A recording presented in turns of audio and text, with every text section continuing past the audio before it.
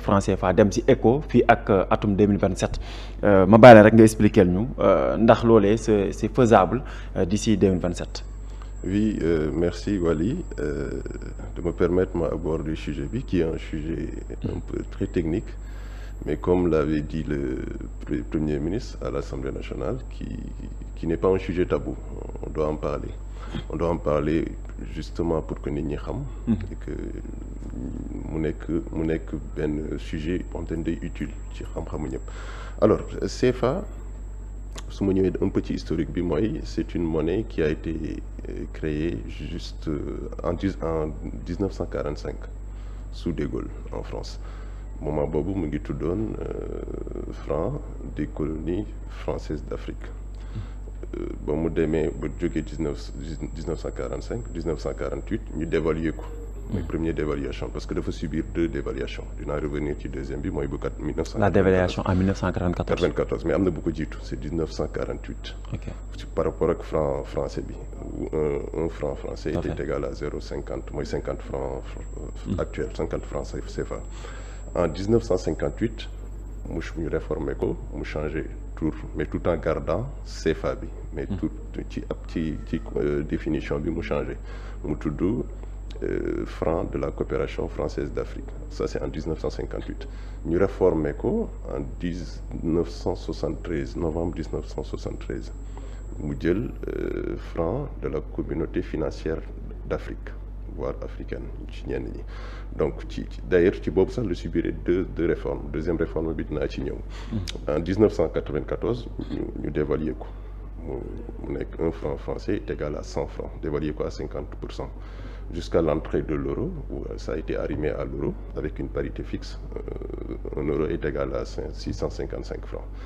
Le 19 décembre 2019, ci la réforme mooy réforme bu ñu mujjee def par rapport à la coopération monétaire avec la France ci la ñu jël yoo xamante ni amoon na avant par exemple le fait que ñu logé woon suñu réserve de change yi à la Banque de France ñu dindi ko.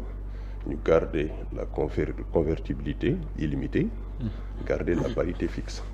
Alors ci processus boobu yëpp ci CFA bi y a eu des changements. Maintenant CFA c'est une monnaie qui est très stable. Qui dit une monnaie stable pour une économie faible comme nos pays, les pays qui composent la zone CFA, c'est-à-dire dafa am avantage la ci ñoom parce que une économie faible a besoin de stabilité monétaire. Donc sur ce plan-là, la stabilité du CFA répond mieux à nos économies et que suñu génnee ci loolu problème bu nit ñi am par rapport au CFA avant mooy question ñu doon poser c'était lié au fait que ça soit battu en France à Chamalières plus précisément mu nekk France la nekk Banque de France moo koy defar ci le fait que aussi ça soit arrimé à l'euro avec une parité fixe am na ñoo xamante ni pour se réclamer d'une souveraineté monétaire ñu ne pourquoi ñu koy defaree foofu lu tax duñ ko indi fii beneen point bi mooy le fait que ñu logé woon suñu réserve de change yi à la Banque de France parce que tout simplement ça a été garanti c'est toujours même garanti par la France que ñu réserver ko foofu pour que suñu convertibilité yi ñuy am besoin de devise ñu mën di ko utiliser loolu dañ na depuis le 19 décembre 2021 ci réforme yu mujj yi donc ci loolu la mooy le premier point soo amee yeneen question yu gën a approfondi par rapport à ça on peut entrer dessus mën nañ ci gën a wax da nga ci am beneen question. D'accord, allez-y. Non loolooy résumé li ma la wax nii ak mooy résumé actuellement. D'accord. pour l'historique.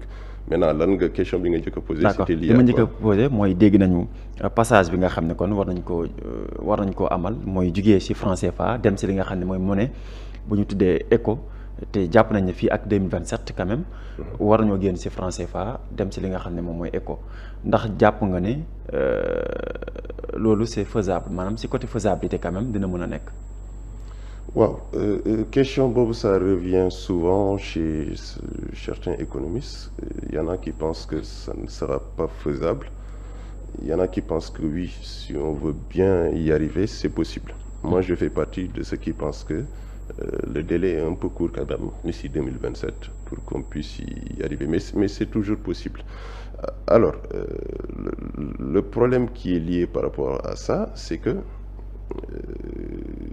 critères yi ñu war a répondre, surtout les autres pays membres de la CEDEAO, qui ne sont pas dans la zone CFA, répondre guñu ci critères d'exigence yooyu yu xamante ni mooy les critères de convergence yu am ci CFA bi lu mel ni naira Nigéria bi cedi ghanéen beeg yeneen monnaie yoo xamante ni pays CFA yi ñoo pays yu composé CEDEAO ñoo ci nekk. Donc, ces taux d'inflation, c'est des taux d'inflation qui sont très élevés. Il y en a même qui sont à 36%, ni à 27, 28% de taux d'inflation.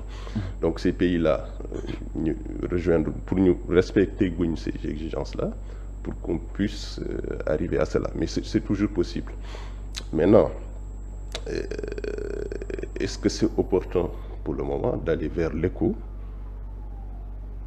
en intégrant tous ces pays-là, ou bien de rester pour le moment dans l'union de la zone CFA, qui est l'UEMOA. Pour les pays de l'UEMOA, pour moi, c'est pas opportun pour le moment. Maintenant, pour les pays qui composent la CEDEAO, pour intégrer une union monétaire, ñoom la gën a war a gën a ñoñal, ñoom la war a gën a soxal pour ñu dugg ci. Donc délai bi pour man c'est court. Bon, faisabilité bi je peux dire que c'est possible, mais parce qu'en fait xam nga soo xoolee.